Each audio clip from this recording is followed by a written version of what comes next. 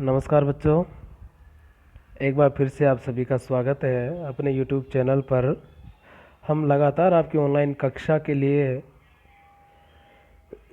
इतना प्रयत्न जरूर कर रहे हैं कि आप घर बैठे अपनी पढ़ाई कर सकें। इसमें आज हम पढ़ने जा रहे हैं वर्ण विचार। संस्कृत में आपने कुछ पाठ भी पढ़े हैं और जो भी आपको पढ़ाया गया वो अच्छे से समझ में आ रहा है। तो आज हम पढ़ेंगे वर्णों के बारे में कि कितने वर्ण होते हैं, कौन कौन से वर्ण होते हैं, स्वर कितने हैं, व्यंजन कितने हैं, छोटे अक्षर कितने होते हैं, बड़े अक्षर कितने होते हैं। तो इन सब के बारे में आज हम थोड़ी जानकारी कर लेते हैं। सबसे पहले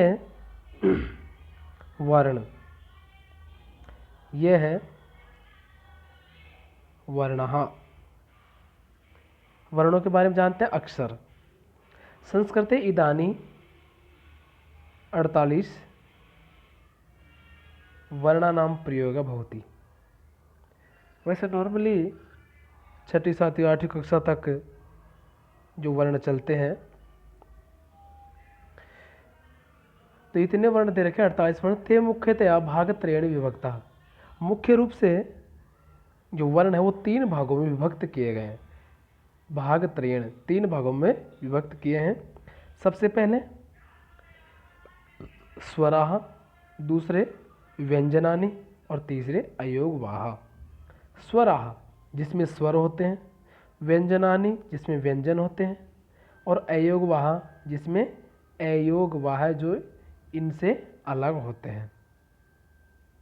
तो स्वर कौन कौन से होते हैं, कितने होते हैं, इसको हम पढ़ लेते हैं। सबसे पहले स्वर जो दे रखे हैं आपके 13 स्वर। छोटी कक्षाओं के लिए जिसमें ये 13 स्वर है उसमें से 5 ऋस्व स्वर।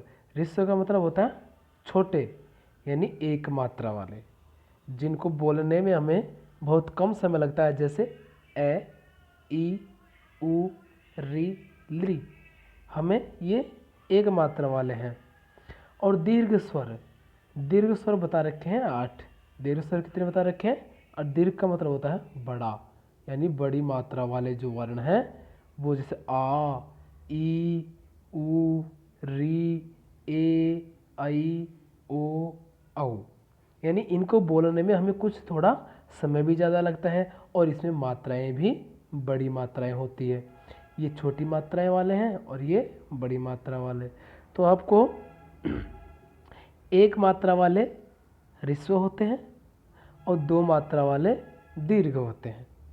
ऋस्व और दीर्घ दोनों में आपको अंतर पता चल गया। ऋस्व कौन से होते हैं और दीर्घ कौन से होते हैं। ऋस्व होते हैं यानी छोटे एक मात्रा वाले, ए, ई, उ, री, लृ, ये 5 होते हैं। और दीर्घ स्वर होते हैं 8, जिसमें ये 2 मात्रा वाले दिए गए हैं। अगला है, अब आते हैं व्यंजनों पर। व्यंजन वर्ण में आपके दे रखे हैं 33 वर्ण दे रखे हैं। अब 33 वर्ण में 33 वर्ण कौन कौन से जो व्यंजन वर्ण है, क्योंकि जो व्यंजन वर्ण है इनका भी अलग अलग एक ग्रुप जैसे बना दिया गया है। सबसे पहले हम पढ़ेंगे 25 वर्ण है जिसको हम बोलते हैं स्पर्श वर्ण। क्या बोलते हैं? स्पर्श वर्ण। इसको हम आगे विस्तार से पढ़ेंगे। ये होते हैं कैसे लेकर मैं तक के अक्षर। ये कौन से होते हैं? कैसे लेकर मैं तक होते हैं, यानी कादयो मांसा नाम स्पर्शा। यानी कैसे लेकर मैं तक के जो वर्ण है इनको हम स्पर्श वर्ण कहते हैं। ये 25 होते हैं। कितने होते हैं इनकी संख्या? इनकी संख्या होती है 25। ठीक है। और इधर से अवर्गीय व्यंजन होते हैं 8। इनमें से भी 2 भाग कर रखे हैं। देखो, अंतस्थ वर्ण। अंतस्थ वर्ण 4 है। कौन कौन से? य, र, ल और व। ये अंतस्थ वर्ण है। इनको यण अंतस्था भी कह सकते हैं। क्या कहेंगे? यण अंतस्था। इनको हम अंतस्थ वर्ण कहेंगे। उसके बाद में आता है उस्मान।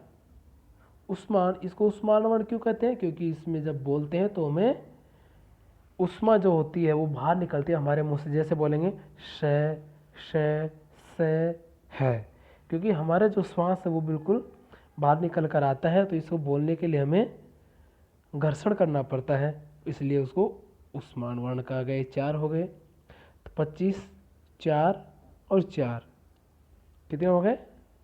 33 हो गए।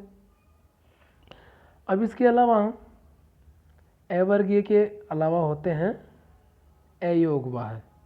अयोगवाह को अयोग यानी योग यानी जोड़ना, जो इसमें वर्णमाला में ना जोड़े गए हैं, तो उसमें है देखो अनुस्वार, किसी भी अक्षर के ऊपर जब बिंदी लगाते हैं ऐसे तो वो होता है अनुस्वार। और ये विसर्ग, और विसर्ग किसी अक्षर के सबसे लास्ट में ऐसे लगाते हैं 2 बिंदी, इसको हम विसर्ग कहते हैं।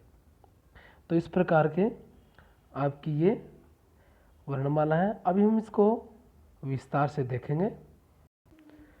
अब हम यहाँ से शुरू करते हैं, अलग अलग देखेंगे, इसका विस्तार से देख लेते हैं। सबसे पहले आते हैं भाषा पर। ये भाषा है जो हम बोलते हैं, जिससे हमें एक दूसरे के विचार, हमारे विचार दूसरों को हम दे सकते हैं और दूसरों के विचार हम जान सकते हैं। भाषते इति भाषा, अर्थात जिसमें भाव या विचार आदान प्रदान करने की क्षमता निहित होती है वह भाषा होती है। इसमें संस्कृत और हिंदी जो लिखने की जो लिपि होती है वो है देवनागरी। अंग्रेजी भाषा को रोमन लिपि में लिखते हैं। उर्दू भाषा के फारसी और पंजाबी की गुरुमुखी लिपि होती है। ये लिपियाँ भी आपको अच्छे से याद होनी चाहिए। अब भाषा के वैसे जो प्रकार हैं वो इस प्रकार हैं। एक तो होते हैं हम बोलकर यानी मौखिक भाषा, दूसरी है लिखकर जो हम समझते हैं वो लिखित भाषा होगी, और सांकेतिक भाषा जो हम इशारों में समझते हैं। हम किसी को कार्य करने के लिए हम उंगली दिखाकर भी इशारा करते हैं तो वो भी एक भाषा ही है वो, लेकिन वो सांकेतिक भाषा है। लिखित भाषा जो हम लिखकर बता सकते हैं, मौखिक भाषा जो हम बोलते हैं। अब मौखिक भाषा जो भावों और विचारों को बोलकर प्रकट किया जाता है उसे कथित यानी कही गई भाषा या मौखिक भाषा भी कह सकते हैं। लिखित भाषा जो लिखकर समझाई जाती है, और सांकेतिक भाषा जो एक संकेत मात्र से हमें समझ में आ जाता है, यानी इशारे मात्र से ही हमें समझ आ जाता है। अब भाषा के कौन कौन से अंग हैं? सबसे पहले आती है ध्वनि, फिर अक्षर या वर्ण, फिर शब्द और वाक्य। इस प्रकार से बनते हैं। सबसे पहले सबसे छोटी ध्वनि, सबसे छोटी इकाई, उसके बाद में वर्ण बनते हैं। जैसे हमने कुछ भी बोलते हैं तो उसमें सबसे पहले वर्ण आएगा, फिर वर्णों को जोड़कर हम शब्द बनाएंगे, और फिर शब्दों को जोड़कर उसका एक पूरा वाक्य हमें बना देते हैं। पूरा वाक्य हम बना देंगे।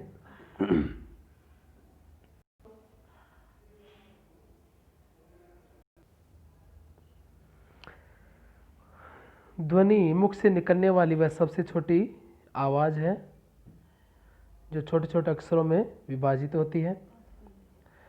अक्षर जिसके हम टुकड़े नहीं कर सकते, न अक्षर इति अक्षर है। अक्षर या वर्ण जो भाषा की सबसे छोटी इकाई भी होती है। जैसे क, च, ट, त, प, इसमें कोई स्वर इसमें जुड़ा हुआ नहीं होता है। उसके बाद में आता है शब्द। शब्द छोटे छोटे अक्षरों को जोड़कर एक शब्द बनता है, जैसे भारत। तो पहले सबसे छोटे अक्षर कौन से हैं? भ, आ, र, ए, त और ए। इन सबको जोड़ दिया तो क्या बन गया? भारत बन गया। उसी प्रकार जैसे र, आ, म, ए, ये जो वर्ण हैं, अक्षर हैं, इनको जोड़कर एक शब्द बन गया राम। और फिर ये जो शब्द जुड़ेंगे तो उसके बाद में हम वाक्य का निर्माण कर लेते हैं। हम आसानी से एक वाक्य बना देते हैं जब कोई भी जो शब्द होते हैं उनको जोड़ने के बाद में। अब हम स्वर और व्यंजन को विस्तार से पढ़ लेते हैं। सबसे पहले स्वर। तो स्वर में येषां वर्णानाम उच्चारणं स्वतंत्रतया भवति ते स्वरा कथ्यते। येषां वर्णानाम, ऐसे वर्ण जिनका उच्चारण स्वतंत्र रूप से हो सके, यानी जिसको बोलने में किसी भी अक्षर की किसी की भी आवश्यकता ना हो वो स्वर कहलाते हैं। अब स्वर की परिभाषा इसको आप अच्छे से याद कर लेंगे कि जो स्वयं अपनी सामर्थ्यता से स्वयं बोले जाने वाले को ही स्वर कहेंगे, यानी स्वयं बोले जा सकते हैं। व्यंजन स्वयं नहीं बोले जाते। इसका उदाहरण आपको अच्छे से बता दूं, जैसे मान लीजिए हम बोलते हैं कै, क्या बोलते हैं कै। अब कै में ए भी मिला हुआ होता है, जब इसको हम हलंत नहीं लगाएंगे तो ये कै पूरा होता है और कै में ए मिला हुआ होता है। जब हम अगर मान लीजिए कै को बोलेंगे और ए को नहीं बोलेंगे तो हम कै बोल नहीं सकते, जैसे कै, लेकिन कै के अंत में हमें ए बोलना पड़ता है। तो स्वर जो होते हैं वो अपने आप में स्वतंत्र होते हैं, इनको हम आसानी से बोल सकते हैं, जैसे ए, आ, ई। इसमें किसी भी प्रकार का कोई और वर्ण नहीं बोलते, वो स्वतंत्र रूप से बोले जा सकते हैं। अब ये जो स्वर होते हैं वो ऋस्व होते हैं, दीर्घ होते हैं। ऋस्व यानी छोटे, दीर्घ यानी बड़े, मिश्रित जो और भी अलग से होते हैं। ऋस्व जो स्वर होते हैं उसमें हम इनकी जो संख्या उसको पढ़ेंगे, ये 5 होते हैं। एक मात्रा कालेन उच्चार्यमाणा, एक मात्रा वाले, जिसमें एक मात्रा होती है और ऋस्व स्वर होते हैं, जो कम समय में बोल सकते हैं। ये 5 होते हैं। कौन कौन से? ए, ई, उ और री, ये 5 है।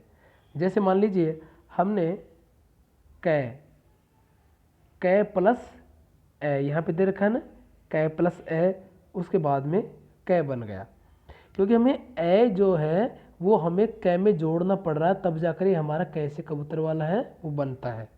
जिसे अगर का बनाएंगे तो उसके लिए हमें कै में आव जोड़ना पड़ेगा, यानी कै में आ जोड़ा तब का बन गया। अब की बनाने के लिए हमें कै में ई जोड़ना पड़ेगा और कै में उ जोड़कर को बनेगा। तो इस प्रकार से ये जो स्वर हैं वो व्यंजनों के साथ जुड़ सकते हैं और इनके साथ जुड़कर एक नया शब्द का निर्माण करते हैं। इसमें अनेक प्रकार के हैं। अब आएंगे दीर्घ पर। जो दीर्घ में हमने पढ़ा था बड़े वर्ण। दीर्घ में कौन से होते हैं? बड़े, जिसके द्विमात्रा काले यानी 2 मात्रा वाले हैं, उसमें थोड़ा समय भी ज़्यादा लगता है।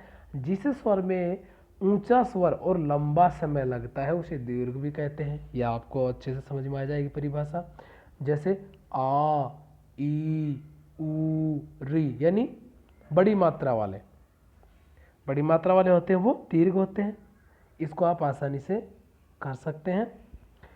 जिन स्वरों में ऋस्व और दीर्घ का समय वह स्वर लगता है, इसे मिश्रित स्वर या संधि स्वर भी कह सकते हैं, या इसको ये प्लुत शब्द, प्लुत स्वर के नाम से भी आप जान सकते हैं।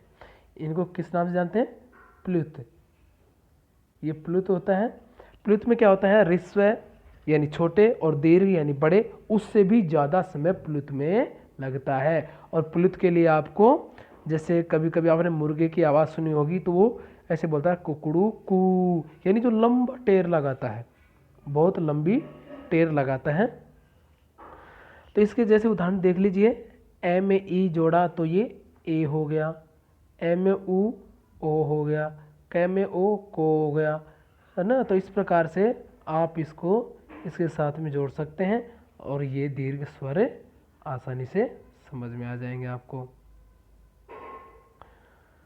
उसके बाद में है व्यंजन।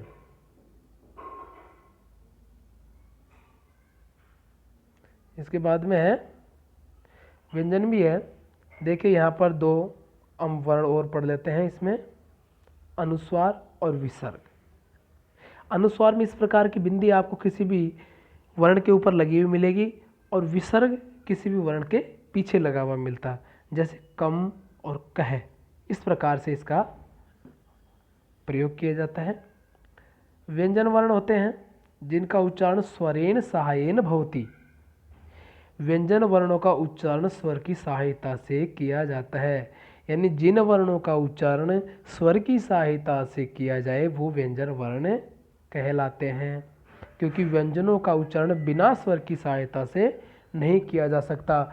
जैसे अगर आप क को बोलेंगे तो क को बोलने के लिए इसके साथ में ए भी आपको बोलना पड़ेगा, तभी जाकर इस व्यंजन का हम उच्चारण कर सकते हैं। तो इसमें व्यंजन 3 प्रकार के होते हैं। कौन कौन से?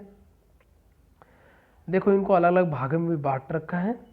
स्पर्श, स्पर्श, अंतस्थ और ऊष्म, जो हमने पीछे ही पढ़ा है, लेकिन इसको हम थोड़ा विस्तार से अब पढ़ लेते हैं। तो सबसे पहले पढ़ेंगे स्पर्श व्यंजन। ये स्पर्श कैसे लेकर मैं तक आपको बताए थे, कैसे लेकर मैं तक के जो वर्ण होते हैं वो स्पर्श व्यंजन। अब स्पर्श वर्ण है जिन वर्णों के उच्चारण में हमारी जिह्वा, कंठ, तालु, मूर्धा आदि स्वर तंत्रियों का स्पर्श करती है। हमारी जीभ है वो मुख के अंदर कहाँ कहाँ से होकर गुजरती जो हवा है उसको कभी रोकती है, कभी बाहर भेजती है। तो इस प्रकार से ये कैसे लेकर मैं तक के जो वर्ण होते हैं वो स्पर्श वर्ण कहलाएंगे। अब ये होते हैं पंचवर्गा नाम, 5 वर्ग, यानी क, च, ट, त और प। क वर्ग, च वर्ग, ट वर्ग, त वर्ग और प वर्ग। अब ये 5 वर्ग हैं और एक वर्ग में ये 5 वर्ण भी है। क, ख, ग, घ, ङ, च, छ, ज, झ, य, ट, ठ, ड, ढ, ण, त, थ, द, ध, न, प, फ, ब, भ, म। ये 5 वर्ण, यानी एक वर्ग में 5 अक्षर हैं यानी वर्ण हैं। तो ये पांचों में कितने हो गए? ये 25 हो गए। तो आप ये जो स्पर्श की संख्या होगी वो कितनी हो गई? 25। कैसे लेकर मैं तक के जो वर्ण उसको स्पर्श वर्ण कह सकते हैं। अब आता है अंतस्थ वर्ण। अंतस्थ वर्ण कौन कौन से हैं? अंतस्थ वर्ण को आप देखेंगे कि जिन वर्णों में, देखो यहाँ पर थोड़ा सा स्पर्श करती हो, हमारी जीवा थोड़ा स्पर्श करती, जैसे ये होता है अंतस्थ है, यणा अंतस्था, य, व, र और ल। ये 4 जो वर्ण है वो अंतस्थ वर्ण कहलाते हैं। 4 वर्ण अंतस्थ वर्ण, य, र, ल और फ। उसके बाद में आएंगे ऊष्म वर्ण। ऊष्म वर्ण पीछे भी हमने पढ़ा है। ऊष्म वर्ण में ऊष्म जो वायु रगड़कर हमें बाहर निकालती है, जैसे श, श, स और है, तो इनकी भी संख्या 4 ही होती है। तो इसके लिए भी हमें इसी का उच्चारण करना है। तो इसकी जो संख्या 4 है वो भी देख लीजिए, श, स, श और है। जिनके उच्चारण में वायु रगड़कर बाहर निकलती है थोड़ी सी, तो वो भी 4 है और इनको ऊष्म वर्ण कहा जाएगा, सलश्च ऊष्माण। तो इस प्रकार से यह हो गए स्वर कौन कौन से, ए, आ, ई, उ, इसको हमने पढ़ लिया और 33 व्यंजन हो गए। इस प्रकार से टोटल कितने हो गए? 4600। अब हमें आगे पढ़ना है वर्णों के उच्चारण स्थान, यानी कौन सा वर्ण कहाँ से बोला जाता है। यानी जो इतने वर्ण हैं इनका एक निश्चित स्थान भी है कि वो कहाँ से बोला जाएगा। तो सबसे पहले हम इनका थोड़ा सा ये परिचय देख लेते हैं कि ये 8 हैं और कौन कौन से 8 हैं देख लीजिए। सबसे पहले कंठ, यानी गले में जो कंठ होता है ना, गला। तालु, यानी तालुआ जिसको बोलते हैं। मूर्धा, यानी जीवा के ऊपर वाला जो भाग होता है। दंते, यानी दांतों के आसपास से। ओष्ठ, यानी होठों से। नासिक, यानी नाक से। जीवा मूलम, जीवा के मूल में यानी जीवा की जड़ में। और उरय यानी अंदर से, हृदय से। तो इस प्रकार से उच्चारण स्थान कितने हैं? 8। ये हमारे उच्चारण स्थान है और उच्चारण स्थान 8 है। लेकिन अब हमें देखना है कि कौन सा वर्ण कौन से स्थान से बोला जाएगा। तो इसमें हम इसको आसानी से देख सकते हैं। जो भी वर्ण दे रखे हैं उसको हम आसानी से, तो इसमें हम उच्चारण स्थान के साथ में कौन सा वर्ण कहाँ से बोला जाएगा वो देख लेते हैं। इसको आपको अच्छे से याद भी करना है। सबसे पहले है कंठ। कंठ में ए, क की पूरी लाइन और है और विसर्ग। अकू है विसर्ग जनिया नाम कंठ है। इसको आप इस प्रकार से भी याद कर सकते हैं। अकु है विसर्ग जनिया नाम, कंठ है यानी गले से बोले जाते हैं। ऐसे अनार वाला, कै खे गै घै ङ है और विसर्ग, ये जो वर्ण है कहाँ से बोले जाएंगे? कंठ से। अगला है तालु। तालु में कौन कौन से वर्ण आएंगे? ई छोटी हो या बड़ी, इसका ध्यान रखना है। ए छोटा हो या बड़ा हो, और ई चाहे छोटी हो या फिर बड़ी हो। फिर च की पूरी लाइन, फिर ये और से, ये कहाँ से बोले जाएंगे? तालु से बोले जाएंगे। उसके बाद में आते हैं री और टे की पूरी लाइन, रे से रस्सा वाला षटकोण वाला से, तो ये कहाँ से बोले जाएंगे? ये मूर्धा से बोले जाएंगे। अगला है दंत। दांत से बोले जाएंगे ली, ते की पूरी लाइन, ले और से, इनका उच्चारण स्थान है दांत, यानी दंत के आसपास से हमें बोला जाएगा। जैसे मान लीजिए आप उच्चारण करते हैं तो तय बोलेंगे, तय। जब आप तय बोल रहे हैं, थ बोल रहे हैं, द बोल रहे हैं, तो आपकी जो जिह्वा है वो दांतों के पास में आके रुकेगी। एक बार आप इसका उच्चारण करके जरूर देखेंगे, बोलेंगे तय, नहीं आ रही ना? यानी जो आपकी जीभ है वो बिल्कुल दांतों के पास में ही आके रुकेगी, तभी आप तय बोल सकते हैं, अन्यथा नहीं बोल सकते। जैसे ट ट बोलेंगे तो हमारी जो जीवा है वो ऊपर की तरफ, मुख में ऊपर की तरफ जाकर टकराएगी, तभी हम ट ठ ड ढ ये बोल सकते हैं। तो इनका स्थान हो गया मूर्धा, और ये तैते दैधने का स्थान हो गया दंत। अब आते हैं ओष्ठ पर, यानी होठ से बोले जाने वाले वर्ण। अपने होठों से कौन कौन से बोलते हैं? जैसे उ, पै, फै, बै, भै और मैं। इनको बोलने के लिए हमें होठों की जरूरत पड़ेगी। उ जब बोलेंगे तो हमारे जो होस्ट हैं वो इस प्रकार की आकृति बनाते हैं, तब जाकर उ बोला जाता है। अगर हम ऐसी आकृति नहीं बनाएंगे तो नहीं बोला जाएगा। जैसे पै बोलने के लिए हमें दोनों ओष्ठों को मिलान करना पड़ेगा, बिना मिलाए हम नहीं बोल सकते। उच्चारण करके आप देख लीजिए, हम जब तक दोनों ओष्ठ नहीं मिलेंगे तो आप पै नहीं बोल पाएंगे, यानी इसकी पूरी लाइन नहीं बोल पाएंगे, तो इसका उच्चारण स्थान हो गया ओष्ठ। उसके बाद होता है नासिका। नासिका में ङ, य, ण, न और म, यानी अपने जो वर्ग है उनका जो प्रत्येक लाइन का पांचवा जो अक्षर है, यानी अण खाली वाला, अण, य, ण, न और म, तो वो नाक से भी बोला जाता है। यानी इसके दो उच्चारण स्थान हो गए। एक तो कै की जैसे मान लीजिए कंठ का ये ण, तो इसका कंठ से बोला जाएगा, और ये ण नासिका से भी बोला जाएगा। दो दो उच्चारण स्थान हो गया ना। उसी प्रकार जैसे ये का इसमें भी है और यहाँ पर नासिका में भी हो जाएगा। तो इस प्रकार से पांचों जो वर्ण हैं वो आपको इस प्रकार से नासिका से भी बोले जाएंगे। इसको हम नाक, जिसको बोलते हैं नाक से बोलता है, जैसे मेष रस्सी में गाता था नाक से, वो नाक वाला नाक। उसके बाद में आता अनुस्वार। अनुस्वार भी नासिका यानी नाक से ही बोला जाएगा। जैसे मान लीजिए किसी भी अक्षर के ऊपर यहाँ पर ऊपर जब बिंदी लग जाती है तो वो नाक से बोला जाएगा। उसके बाद में आता है वह अक्षर है वो किससे बोला जाएगा?